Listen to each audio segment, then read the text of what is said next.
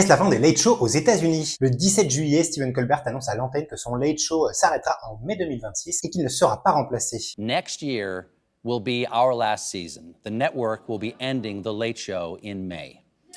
And yeah, I share your feelings. It's not just the end of our show, but it's the end of The Late Show on CBS. I'm not being replaced.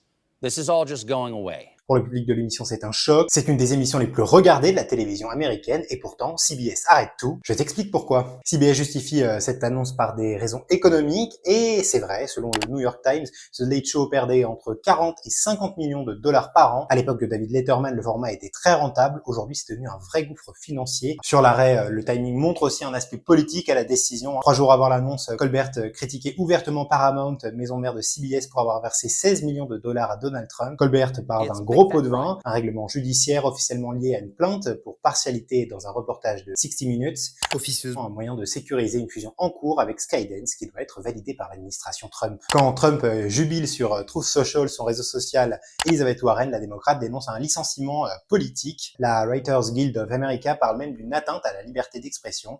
CBS se défend, ce n'est pas lié à ses propos ni à sa ligne éditoriale, mais le doute persiste, car The Late Show était l'un des derniers espaces à la télévision où un animateur pouvait se permettre un commentaire politique aussi explicite, sans filtre. Sa disparition fragilise aussi un certain rapport au pluralisme, au satirique et aux comiques engagés aux États-Unis. Mais le cas Colbert ne s'explique pas seulement par ses chiffres, il illustre aussi une transformation profonde du paysage télévisuel américain. Depuis la pandémie, les talk-shows nocturnes n'ont jamais vraiment retrouvé leur public.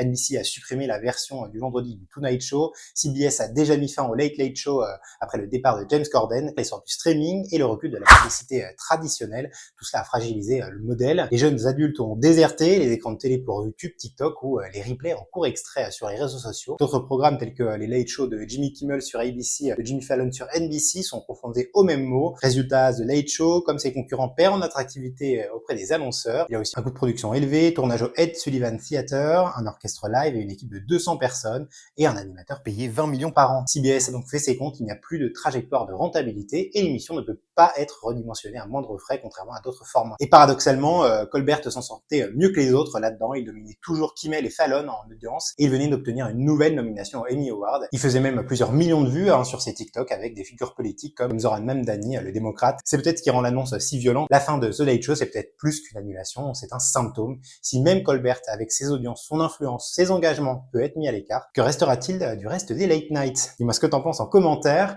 et n'hésite pas à t'abonner pour suivre toute l'actualité des médias.